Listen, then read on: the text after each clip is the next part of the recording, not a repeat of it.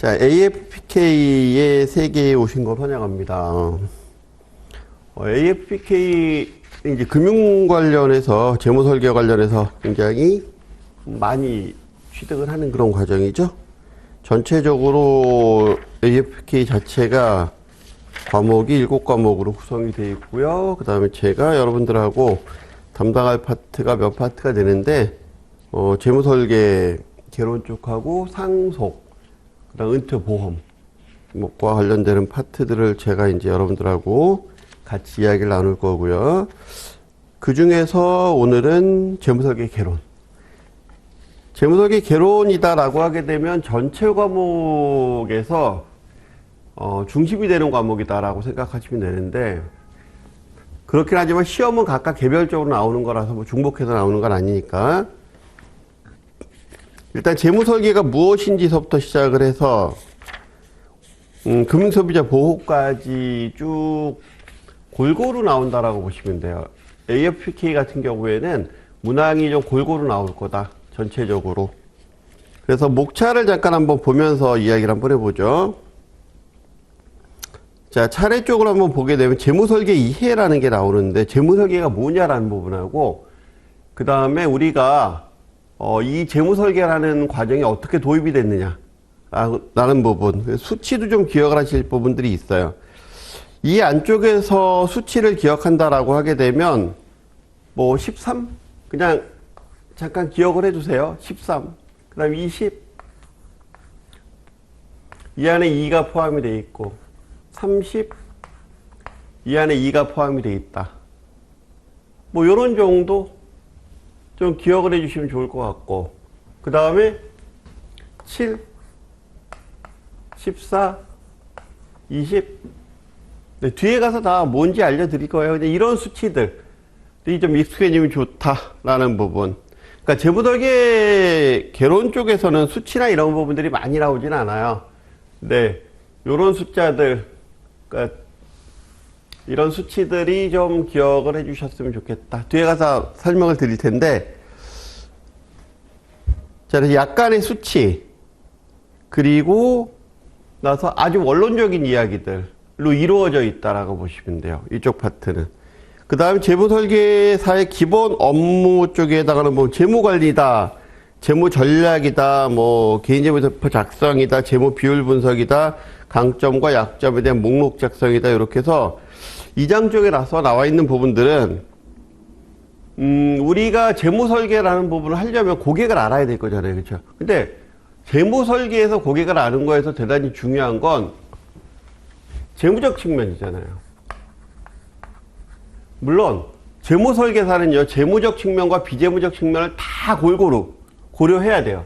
근데 평가나 비율 분석 이런 부분들은 재무적 측면이니까, 그럼 고객이 어떤 상태의 재무 상태에 있는지를 우리가 알아야 되잖아요. 그렇죠? 그래서 이 사람이 이런 상태의 재무 상태에 있구나라고 하는 걸 작성하는 표가 있고, 그 다음에 그 표를 가지고 이 사람이 어떤 상황이구나라고 비율 분석도 해야 되고, 그리고 또 어떻게 흘러 들어가는구나라고 해서 이 사람이 돈이 들어오면 어떻게 쓰지?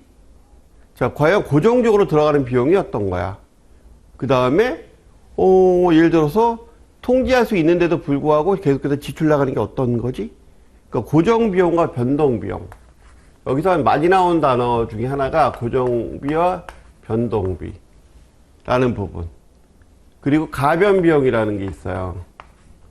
요거는 고정비와 관련되는 부분인데, 내가 무엇인가를 더 많이 할 때, 무엇인가 물건을 더 많이 생산하게 되면 원재료 값이 더 많이 들어갈 거잖아요. 그렇죠? 그렇게. 또 적게 생산하면 적게 들어갈 거고, 이렇게 들어가긴 하는 건데, 꾸준히 들어가야 되는데, 양에 따라서 달라질 때 우리가 이제 가변적이다라고 얘기를 하는데, 요런 고정비,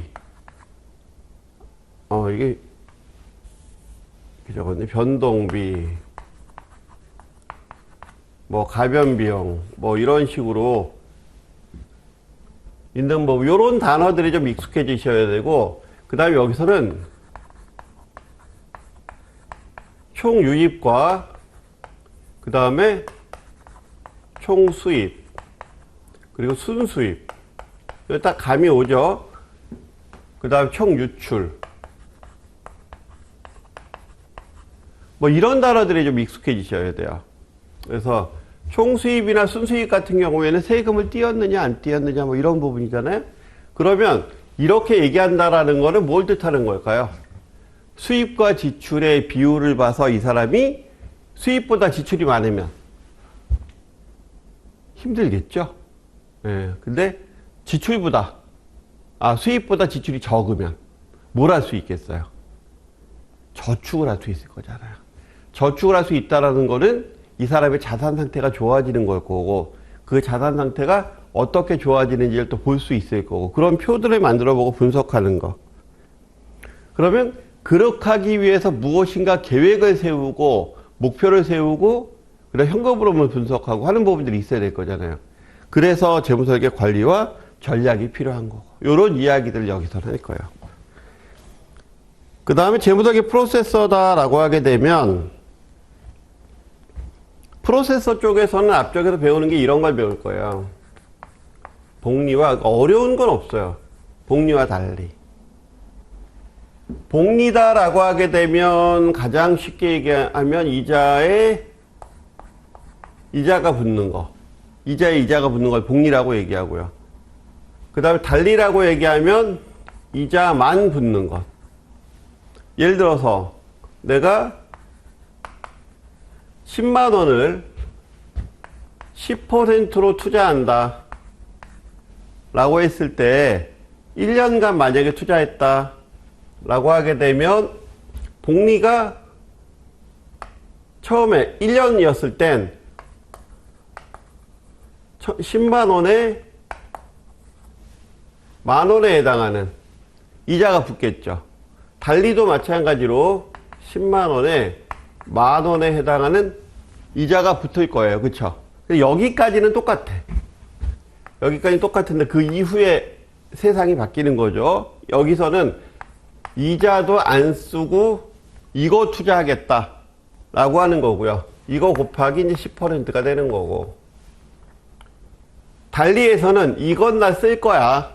그러니까 다음에도 얼마? 다음에도 10만 원 갖고 투자를 할 거야 라고 얘기했을 때 세월이 흐르면 당연히 큰 차이가 나겠죠. 그래서 재무설계에서는 기본적으로 어떤 계산을 깔고 가냐면 요 계산을 깔고 가요. 그 계산을. 그래서 이 계산을 깔고 가니까 그래서 현재 가치다 미래 가치다라는 걸 나중에 배우실 텐데, 그리고 할인율 뭐 금리 이런 걸 배우실 텐데 거기에 기본적인 대전제 뭐 이런 거를 잠깐 이야기를 할 거고, 그 다음에 이제 재무설계와 관련해서 프로세서라는 게 있거든요. 뭐냐면 그냥 고객을 만나서 주먹구구식으로 어떤 프로세서를 진행한다 그러면 말이 안 되잖아요. 그러니까 체계적인 프로세서가 있어요. 그 체계적인 프로세서 몇 단계로 나누냐면 6단계로 나누거든요. 그래서 6단계 각각의 단계별 프로세서에서 무엇을 하는지, 이 안에서 어떤 일들을 하는지, 그리고 이게 다음 단계와 어떤 연관이 있는지. 그래서 주로 시험에서는 이 단계에 대한 순서나 각 단계에서 무슨 일을 하는지 물어볼 거예요. 이거 섞어놓고 물어보겠지, 당연히. 그렇죠? 이런 부분에 대한 이야기들이 이제 프로세서 부분에서 나오는 거고요. 그러니까 문제는 골고루 나올 거기 때문에 소비자 신용과 부채 관리 쪽에서는 이쪽에서는 부채 관리 쪽까지 해서 채무자 구제 제도까지 나오는데, 조금 공부하기가 어려운 파트 쪽이 아마 부채 관리 쪽에 채무자 구제 제도가 약간 복잡한 부분이 있어요. 나머지 부분들은 뭐 평이하게 전체적으로 지나갈 수 있는 부분인데, 신용이 무엇인지 라는 이야기를 할 거예요. 특히 소비자 신용이 무엇인지. 그러니까 기업과 관련되는 건 아니니까 여기서 우리가 물건을 구입하는 것도 있을 거고 대출을 받는 것도 있을 거잖아요. 그렇기 때문에 물품을 구입하고 뭐 신용카드를 긁는다든가 아니면 대출을 받는다든가, 그럼 이렇게 신용카드를 긁거나 대출을 받거나 아니면 리스를 이용하거나 뭐 이렇게 될 때 뭐가 있어야 되는 거예요? 신용이 있어야 된다라는 거지. 그럼 이 신용 점수를 어떻게, 이 신용 점수라는 거는 누가 산출하는 건지 뭐 이런 부분들 하고, 그 다음에 그럼 이 신용에 대해서 평가나 이런 걸 할 때 그 요소, 평가 요소들이 어떤 건지, 만약에 대출이 내가 연체가 됐다라고 하게 되면 그 연체가 됐을 때 어느 정도 기간이 지나게 되면 신용이 내가 좋지 않다라고 알려지게 될지, 그리고 어느 정도까지는 그 데이터가 누적이 되지 않을지, 뭐 이런 부분들에 대해서 관리를 해줘야 될 거잖아요. 그렇죠? 그 다음에 신용이 만약에 좋지 않다라고 하게 되면 그럼 이걸 구제할 수 있는 구제 방안은 무엇인지. 그래서 이게 신용회복위원회라는 게 있고, 그 다음에 법원에서 하는 게 있는데, 두 가지 이제 사적 제도와 공적 제도라는 거. 일단 이제 이 공적 제도 우리가 이제 법원에서 하는 제도다라고 보게 되면, 개인회생이나 파산 뭐 이런 부분들에 대해서 깊이 있게 들어가진 않을 거예요. 기본적인 내용들을 좀 살펴볼 거다. 이런 내용들이 있는 게 이쪽 파트. 그 다음에 제5장 쪽에 가서 보면 재무설계 행동재무학인데, 요 파트는 앞쪽에 있었던 부분들에서는 이 AFP 교재가 전면 개정이 완전히 되면서 가장 많이 바뀐 파트가 이 파트라고 보시면 돼요. 행동재무학. 과거에는 행동재무학이라는 게 아주 작은 페이지로 한두 페이지 정도 나왔다라고 하게 되면 여기서는 하나의 장으로 나오게 되는. 근데 이 행동재무학은 제가 여기서 딱 이게 뭐다 라고 설명드리긴 좀 어렵고 교재에 봐가면서 해야 돼요. 그러니까 휴리스틱이나 바이어스에 대한 이야기인데, 그러니까 인간의 본성에 대한 이야기를 하고 들어가는 그런 부분들이기 때문에 여기서 딱 한마디로 정의하면 합리적이지 않다. 인간은 1 더하기 1이 꼭 2가 아닐 수 있다 라고 하는 이야기들을 하는 거. 그래서 최선의 선택이다라고 하는 게 항상 최고의 그 퍼포먼스를 내는 그런 선택은 아니더라 라는 것들에 대한 이야기. 요거는 이제 하나하나 파트별로 나가나 가면서 이제 이야기할 거예요. 어려운 이야기는 없고 우리가 일상적으로 생각하는 것들 뭐 그런 거니까. 그 다음에 효과적인 의사소통과 재무 설계 쪽에서 나오는 건 경청이나 이런 커뮤니케이션과 관련되는 부분들에 대해서 나오는 파트고요. 이쪽 파트도 과거 교재에서는 간단하게 언급이 됐었다고 치면 요번엔 좀 보강이 돼서 나온 파트. 근데 어려운 부분 없어요. 여기서도 마찬가지로. 그 다음에 요즘에 가장 이슈가 되는 부분은, 사회적으로 이슈가 되는 부분은 금융소비자 보호죠. 금융소비자 보호와 관련되는 부분들은 이게 법이거든요. 법과 관련되는 이야기들이 나오니까 여기서는 암기해야 될 것들이 좀 있어요. 암기해야 될 것들이 좀 있고, 그 다음에 이 제도가 왜 나왔는지라는 걸 알면 또 근데 쉽게 해결할 수 있어요. 그리고 누구한테 적용이 되는지, 적용 대상에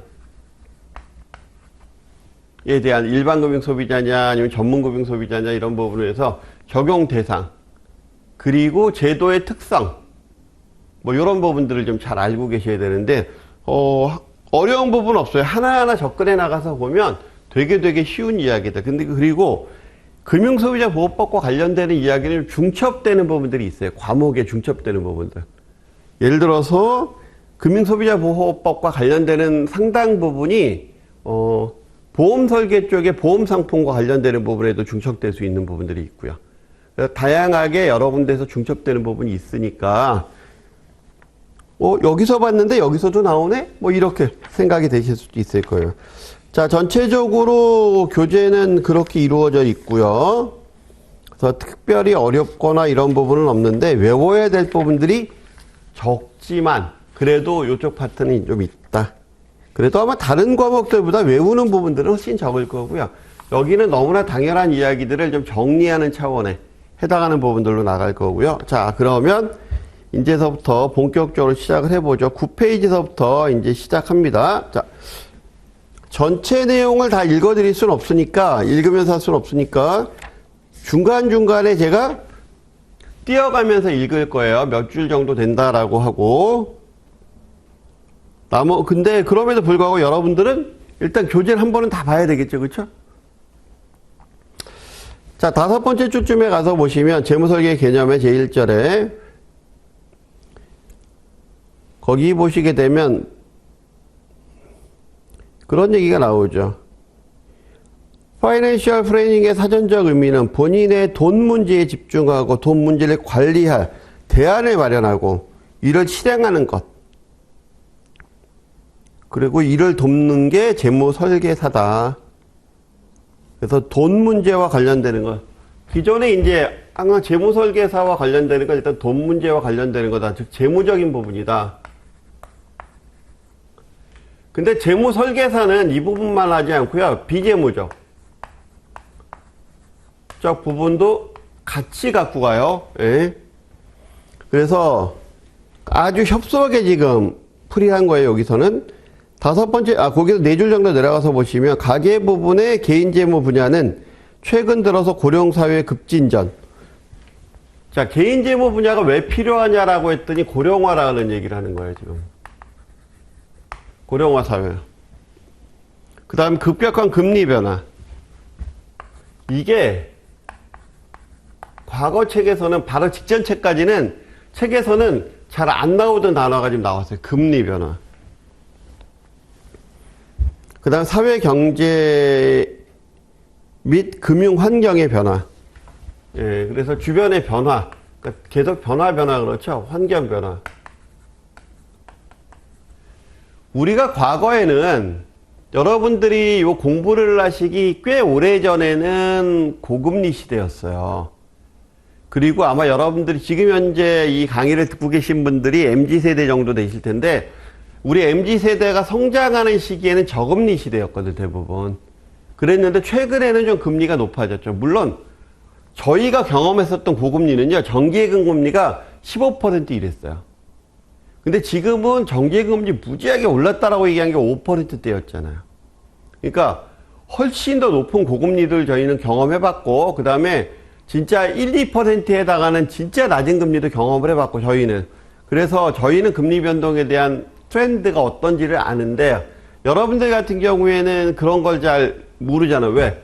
여러분들은 주로 어떤 시대에 살았기 때문에. 저금리 시대를 대부분 살아왔기 때문에, 그래서 금리 변화라는 게 크게 인식을 못했었고요. 그래서 최근 교재들의 대부분은 뭐라고 적혀 있냐면 이렇게 적혀 있었어요. 재무 설계가 필요한 이유라고 하게 되면 고령화 사회 저금리 시대라고 얘기했어요. 고령화 사회와 저금리 시대. 근데 지금은 어때요? 금리가 저금리는 아니다라는 거죠. 그렇죠? 코로나 이후에 저금리가 아니고 금리는 변화한다 라고 많은 교재들이 이제 바뀌고 있는 상황이죠. 그러면 당연히 금리가 바뀌게 되면 금융환경, 경제환경은 당연히 바뀌죠. 여러분들도 느꼈듯이 금리가 변화가 되니까 주택가격이 어마어마하게 널뛰잖아요. 그렇죠? 예, 그래서 양적 완화라는 정책을 피니까 엄청나게 높게 주택가격이 올라가다가 금리가 올라가니까 또 아주 급락하는 이런 환경에 처해 있으니까 이런 부분들에 대한 이야기를 간단하게 하는 건데, 그러니까 이런 부분들 때문에 뭐가 필요하다? 이렇게 급변하는 사회에서는 개인이 혼자서 이걸 판단하기가 어렵다라는 거죠. 그러니까 누가 필요하다? 예, 전문가가 필요하다라고 얘기를 하는 거예요. 이게 이제 전문가가 필요한 이유는 또 그 사회 환경적인 요인도 있지만 가족 구성원이 이제 거의 소가족, 핵가족화 되잖아요. 그러니까 누구한테 의논해 줄 사람도 없으니까 이런 부분들이 필요하다. 그래서 한 페이지 넘겨보시게 되면 재무 설계의 정의. 그래서 맨 위에 줄에 재무 설계란 개인의 삶에 뭘 파악하고 개인의 삶의 목표를 파악하고 그 목표를 달성하기 위해서 개인이 가지고 있는 재무적, 비재무적 준비, 자원, 재무적, 비재무적 자원을 어떻게 한다? 관리하고, 그렇죠? 예, 적절하게 관리하는, 이걸 관리하는 과정이다라는 거죠. 그럼 목표라는 거를 두 가지 관점에서 우리가 봐야 되겠네요. 일단 재무설계사 입장에서는 고객한테 혹시 목표가 있으세요? 라고 하는 물어보는 관점도 있어야 될 거고요. 그쵸? 그 다음에 그 목표가 명확하지 않거나 아니면 목표와 고객이 원하는 게 좀 다를 때는 좀 목표를 수립하거나, 그렇죠? 예, 그리고 파악하는 단계도 있어야 되겠죠. 그러고 또 한 가지 그 목표가 잘 진행될 수 있는지 점검하는 단계도 있어야 될 거잖아요. 그러니까 이런 것들을 진행하는 게 재무설계 프로세서에 대한 거고요. 그렇게 하려면 뭐가 필요하다? 관리가 필요하죠. 그래서 재무 관리라는 게 필요한 거고, 그럼 이 재무적인 관리라는 데 있어서 뭘 세워야 돼? 전략을 세워야 되겠죠. 그러니까 이런 것들을 하기 위한 거, 재무에 대한 전략이 필요한 거고, 그렇죠? 이런 이야기들을 우리가 이제서부터 우리가 할 거다. 재무 설계는 목표, 재무적, 비재무적 준비에 대한 관리에 대한 과정이다 라는 부분을 기억하셔야 될 거고요. 그래서 그 밑에 보시면 목표와 관리 그리고 과정이다. 목표는 고정된 것은 아니죠. 당연히 시간의 흐름이나, 그러니까 목표는 계속해서 바뀌는 거기 때문에. 그리고 재무설계 영역을 살펴보게 되니까 재무관리. 재무관리는 우리가 얘기하는 재무설계 개론 생각하시면 돼요. 재무관리는. 재무관리에 대한 걸 보니까 가계의 만족도 극대화하기 위한 경제적 자원 효율적 관리하는 것. 나머지 부분 좀 읽어보셔야 되고, 거기서 두 줄 정도 내려가서 보시면 재무 목표 구체화, 현금 흐름 관리, 저축 여력 장단기 배분. 요게 이제 재무 관리에 대한 부분이에요. 자, 재무 목표 구체화. 재무 목표를 구체화하고 현금 흐름을 관리하고 그 다음에 장단기로 배분하는 이런 부분. 요게 무슨 과정이다? 요게 관리 과정이다라는 거죠. 재무 관리. 그래서 재무 관리에 대한 결정은 재무 목표와 전략에 영향을 미친다. 당연하겠죠? 그리고 다른 재무 설계 영역과도 통합해서 고려해야 된다. 인생은 재무 관리를 기본으로 여러 가지 이벤트들이 있을 거기 때문에, 그래서 이 이벤트는, 관리라는 이벤트는 이게 전부 연결되어 있는 이벤트다라고 얘기를 하는 거고요. 그러면서 두 번째 이벤트가 이제 위험관리. 위험관리의 대표적인, 우리가 이제 나중에 얘기할 거 위험의 이전이에요. 위험의 이전이면 이제 주로 보험관리에 대한 이야기를 할 건데, 자, 재무적 손실에 대한 노출 전략. 그래서 노출에 대해서 관리하고 하는 것들, 보장 내용 나오고, 이런 부분들 나오죠? 그 다음에 이제 투자 설계. 여러분들이 한번 시험 공부하시면서 제일 쉬우면서도 어려운 게 이걸 거예요. 투자 설계. 투자 설계는 이해하기보다는 암기 쪽이 더 중요하죠. 공식 외우고 이거 이렇게 된다라고 기본적으로 암기하고 암기한 대로 적용하는 그런 부분들이 좀 많을 거예요. 투자 설계, 그 다음 부동산 설계. 그 다음에 거기에 보면 부동산 설계는 뭐 정부 정책, 저출산, 고령화 이런 부분 나오죠? 예. 그렇죠. 여기서도 마찬가지로 고령화, 그러면 저출산도 있고요. 그렇죠. 여러 가지 부동산 정책 이런 것들을 배울 거예요. 은퇴 설계. 그러니까 여기서 이제 재무 관리하고 위험 관리는 저랑 같이 하실 거고, 은퇴 설계도 마찬가지 저랑 같이 하실 거거든요. 여기서는 이제 어떻게 잘 살 수 있느냐, 은퇴 이후의 라이프 스타일과 관련된 이야기. 여기서도 마찬가지로 어떤 얘기를 많이 할 거냐면, 은퇴 이후에 현금 흐름에 대한 이야기를 많이 할 거예요. 목표도 세우고 현금 흐름도 관리하고 하는 것들. 그 다음에가 이제 세금 설계. 인간이 살아가는 동안에 피할 수 없는 게 두 가지가 있다라고 얘기하잖아요. 죽음과 세금. 그래서 세금 설계, 그 다음에 이제 상속 설계. 사망하시게 되면 내가 모아놓은 재산이나 내가 모아놓은 업적을 후손들한테 어떻게 잘 물려줄 수 있느냐. 여기에 상속 설계에서는 두 가지 배울 거예요. 저랑 같이 하실 건데 민법하고 세법 두 가지 배울 건데 여기선 상속 증여세법 관련되는 부분이 여기 나와요. 세법 중에서 세무설계에서 상속증여 관련되는 세금은 이쪽 파트에서 배울 거예요. 그래서 사후 자산의 이전에 중점을 둔다. 요 안에 나와 있는 각각의 문구들은 한번 이렇게 읽어보세요. 읽어보시고 그 다음에 그 옆에 페이지에 11페이지 맨 위에 줄 재무설계는 고객의 목표, 니즈, 우선순위에 따라서 몇 명 영역만 다뤄질 수도 있고 종합적으로 다뤄질 수도 있다. 즉 단위 재무설계 몇몇 영역만 하는 건 단일 재무설계죠. 복합적으로 설계하는 건 이제 종합재무설계 또는 복합재무설계. 복합은 몇 가지, 단일은 혼자, 복합은 몇 가지 정도. 그 다음에 종합재무설계는 전체. 그래서 여러분들이 나중에 CFP 시험을 보시게 되면 시험을 보실 때 제도가 나중에 이제 바뀐다라는 얘기가 있긴 한데 현재는 단일 사례라는 게 있어요.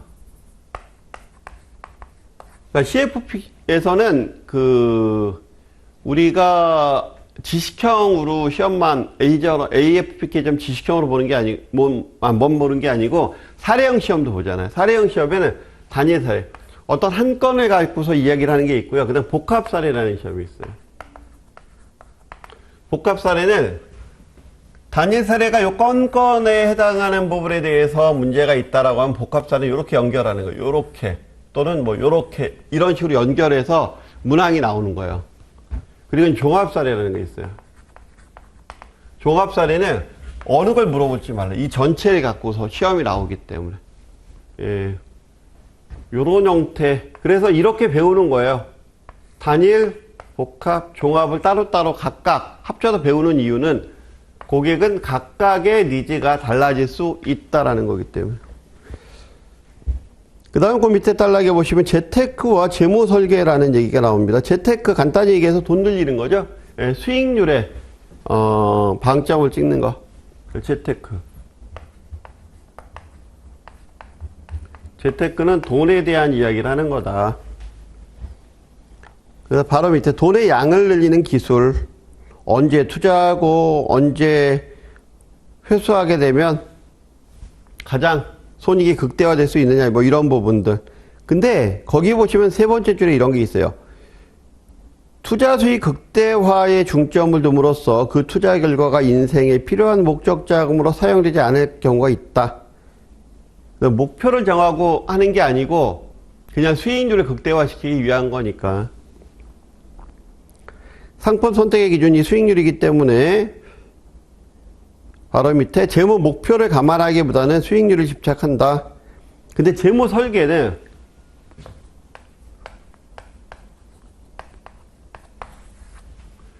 우리가 재무 설계 뭐라 그랬어요? 목표를 세우고 재무적 비재무적 자원을 적절하게 관리한다라는 거죠. 그런 과정이라고 얘기했잖아요. 그렇죠? 그러니까 재무 설계는 그래서 다르다. 목표를 정하고 꾸준히 그걸 만들어 나가기 위한 거다. 그래서 바로 밑에 재무설계 궁극적 목적은 바로 밑에 금융복지를 달성하는 거다. 재무 목표를 달성하고 이를 통해서 금융복지를 달성하는 거다. 그래서 재무설계 필요성, 급격한 고령화 현상. 고령화다라고 하게 되면 이런 부분이 있어요. 7%. 이게 유엔에서 얘기하는 건데 이건 따로 하나 메모해 두세요. 7%, 14%, 20%라는 수치가 있어요. 이게 65세 이상 인구 비율인데 전체 인구 중에서 7%가 65세 이상 인구가 되게 되면 이걸 이제 우리가 고령화 사회라고 얘기해요. 그 다음에 14%가 넘어가게 되면 이거 우리가 고령 사회라고 얘기해요. 이미 넘었죠, 저기는. 그리고 이게 여기를 향해서 달려가고 있는데 20%가 넘어갔을 때 우리가 여기서 앞에 초자를 붙여요. 요 비율은 좀 기억을 해 두시는 게 좋습니다. 우리 교재 여기는 안 나오지만, 여기선 안 나오지만은 이게 과목마다 틈틈이 나오는 거기 때문에 요렇게 구분한다. 자, 고령화의 속도는 OECD 국가 중에서 가장 빠르다. 평균 수명도 급격하게 늘어나고 있다. 그래서 평균 수명, 우리나라의 평균 수명은 뭐 2021년도 기준으로 80.6세. 이것도 기억하세요. 여성은 86.6세. 그래서 빨라지고 있다라는 부분. 거기 보시게 되면 네 번째 줄에 2021년도에는 16.6%였죠. 고령비. 그러니까 2021년도에는 우리가 지금 현재 무슨 사회였던 거야? 2021년도에는 우리가 고령 사회였던 거예요. 근데 앞으로 어떤 사회가 될 거라는 거예요? 초고령 사회로 될 거라는 얘기죠. 그래서 이런 문구도 조심하셔야 돼요. 거기에 기대 수명, 평균 수명 이런 말이 나오는데 기대 연명이 나오고요. 자, 평균 수명.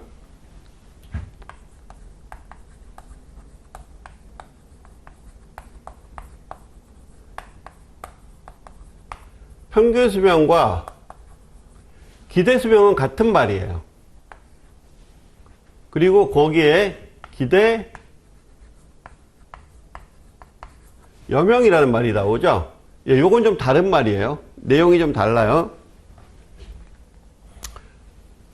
여러분들이나 저 같은 경우에는 이 단어가 어울리진 않아요. 이게 어울리지. 나는 앞으로 10년은 더 살 것 같아? 또는 20년 더 살 것 같아? 30년 더 살 것 같아? 라고 하는 건 지금 현재 살고 있는 사람이 앞으로 얼마나 더 살지라는 걸 얘기할 때 우리가 기대 여명이라고 얘기해요.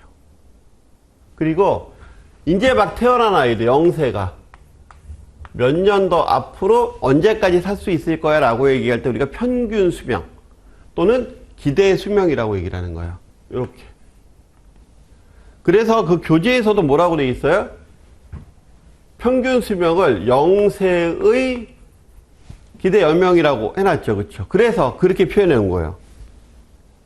기대 수명이다 또는 평균 수명이다라고 얘기하면 그건 당연히 영세가 라는 거고요. 기대 여명은 지금 태어나서 몇 살인지 모르지만 그 사람이, 근데 이걸 기대 수명이나 평균 수명과 같게 하려면 뭐라고 해야 돼요? 영세의 기대 여명은, 이건 이제 평균 수명 얘기하는 거예요. 기대 수명이나. 그 용어는 잘 알아두셔야 되는 게, 저게 나중에 여러분들이 공부를 하시거나 할 때 자꾸 이게 헷갈리거든. 그러면 잘못 문제 풀 수 있으니까, 나와 있을 때 잘 정리하고 가는 게 좋겠죠. 그리고 그 밑에 단락에 보시게 되면 기대 수명은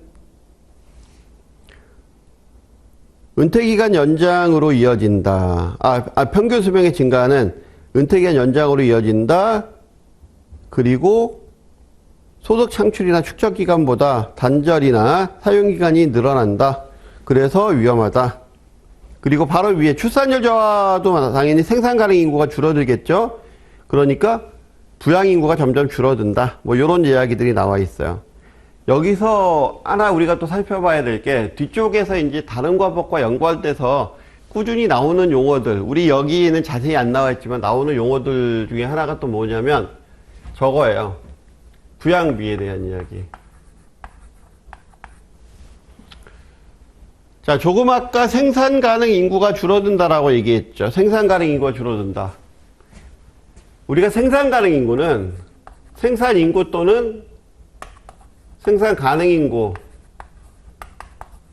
또는 경제활동 가능 인구라고도 얘기하거든요. 다양하게 불리는데 이 연령대는 15세에서 64세 연령대가 불리는 이름이에요. 생산 가능 인구, 생산 인구, 뭐 경제활동 가능 인구 뭐 이런 식으로 해서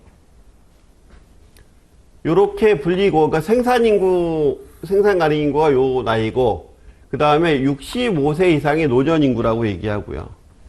그 다음에 여기에서 14세를 유년 인구라고 얘기해요. 유소년 인구. 그러면 여기에 15세에서 64세 인구를 이렇게 놔두면 이게 노년 부양비가 돼요. 노년 부양비. 노인을 얼마나 부양시킬 수 있는지. 100명당 몇 명을 부양할 거냐 이런 뜻인데, 그 다음에 이렇게 놔두면 15세에서 64세 이렇게 나면 유년 부양비가 되는 거예요. 그러면 이걸 딱 없애고 얘를 딱 이렇게 더하면 이게 총부양비라는 이야기가 되는 거예요. 이렇게 노년부양비, 유년부양비, 총부양비. 그래서 당연히 생산 가능 인구가 줄어들면 부양비가 증가할 수밖에 없겠죠. 그렇죠? 이의 이야기를 하는 거예요. 요거는 나중에 은퇴에서도 써먹게 되고요. 다양한 교재에서 저출산 이야기가 나올 때 항상 요거 고령화 이야기가 나올 때는 요거 우리 요 교재에서는 이렇게까지 상세하게 안 나와 있지만 요런 부분들을 기억해 두는 게 필요하다라는 거죠. 근데 금융환경이 변화한다. 금융시장은 점점 복잡해진다. 금융상품이 다양해진다. 그리고 시장 내 경쟁이 심화된다. 그리고 수익성을 높이기 위해서 위험이 큰 자산, 도입하는 경향이 높아졌다. 왜냐하면 그동안 세상은 저금리 시대였어요. 그동안의 세상은. 지금은 금리가 좀 올라갔지만 그동안은 기존 저금리 시대였었기 때문에 그러다 보니 그리고 고령화 시대였죠. 무슨 얘기예요? 내가 그리고 또 노동시장이 불안한 시대잖아요. 비정규직 뭐 이런 형태로 해서 정규직보다 비정규직이 많은. 그러다 보니까 돈을 모으기가 어렵다는 거죠. 자, 돈을 모으기가 어렵고 그 다음에 세계 시장이 세계화, 금융시장이 세계화가 됐어요. 자, 이 두 개가 합쳐지게 되면 어떤 파괴력이 있느냐라고 보게 되면 일단은 과거에 IMF 이전의 금융상품은 정기예금, 정기적금이 다였다라는 거죠. 근데 그 이후에 IMF가 터지고 금융시장이 개방이 되고 세계화가 되고 그러면서 점점 금리는 떨어지고 고령화 시대가 되고 경제가 힘들어지고 고용이 줄고 근데 어떻게 고령화가 되다 보니까 돈 쓸 일은 더 길어지고 이런 상황이 벌어지다 보니까 세계적으로 유행하는 상품들 그리고 리스크가 있는 상품들을 상당히 도입을 했다라는 거예요. 과거처럼 정기예금, 정기적금만 갖고 해결이 안 됐다라는 거죠.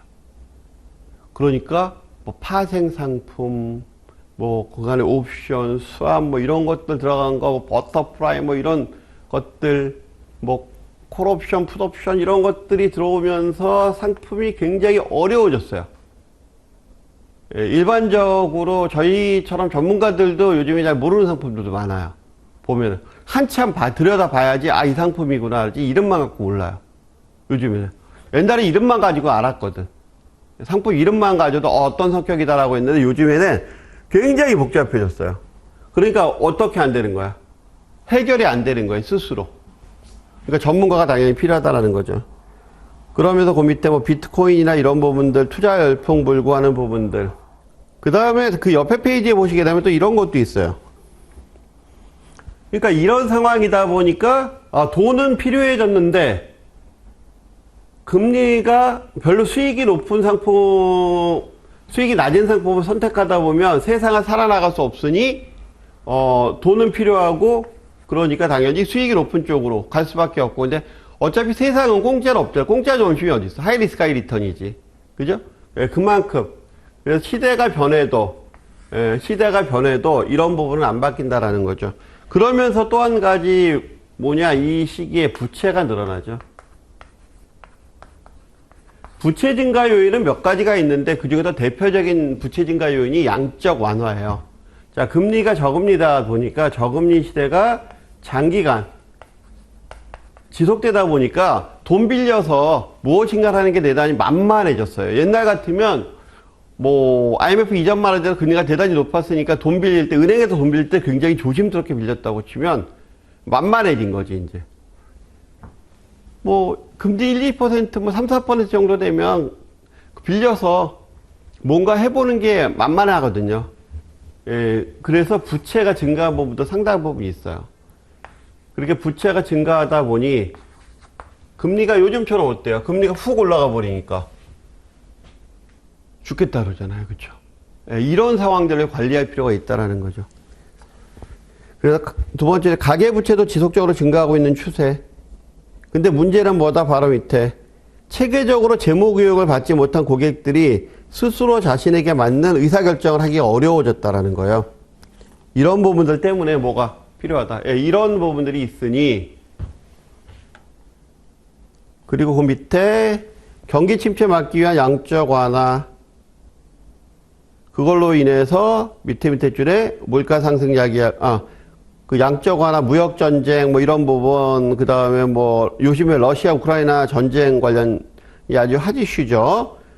이런 부분들을 해서 물가가 올라가고, 그리고 금리 인상, 양적 완화 축소. 그러다 보니까 저금리가 이제 아니다라는 거죠. 예, 금리도 바뀔 수 있다라고 하는 부분, 이런 것 때문에 필요하다. 그 다음 소비자 니즈의 변화. 급격한 고령화 현상과 금융환경의 변화. 그러다 보면 삶의 방식, 기존과 같은 삶의 방식으로 살아가기가 어렵겠죠. 그러니까 더 관리가 필요해졌다라는 부분이에요. 금융상품 복잡해지고 경제가 복잡해지고 이러다 보니까 혼자서 재무 관리하기에는 만만치 않구나 라고 느끼게 됐다. 이런 부분들. 그래서 급격한 고령화 현상, 금융환경의 변화, 소비자의 니즈의 변화, 이 세 가지 요인들이 물론 이제 까놓고 보면 이거보다 훨씬 더 많겠죠. 근데 큰 줄기로 보면 우리 교재에서는 이 세 가지 요인으로 해서 뭐가 필요하다? 재무 설계가 필요하다라고 느낀다. 그 다음 페이지가 이제 재무 설계의 효과인데, 여기서부터는 다음 차시에 진행을 하죠. 요번 차시에는 아주 기본적인 내용들을 좀 살펴보면서, 도입이니까, 그렇죠? 도입이니까 전 과목이 어떻게, 요 파트가 전체적으로 어떻게 생겼는지, 그 다음에 지금 설명드린 이 내용은 우리 요 재무설계 개론반이 아니고 전체적으로 자주 나오는 파트이기 때문에 약간 자세히 설명을 드렸고요. 다음 차시서부터는 진도를 좀 나가보죠. 자, 여기서 마치겠습니다. 수고하셨습니다.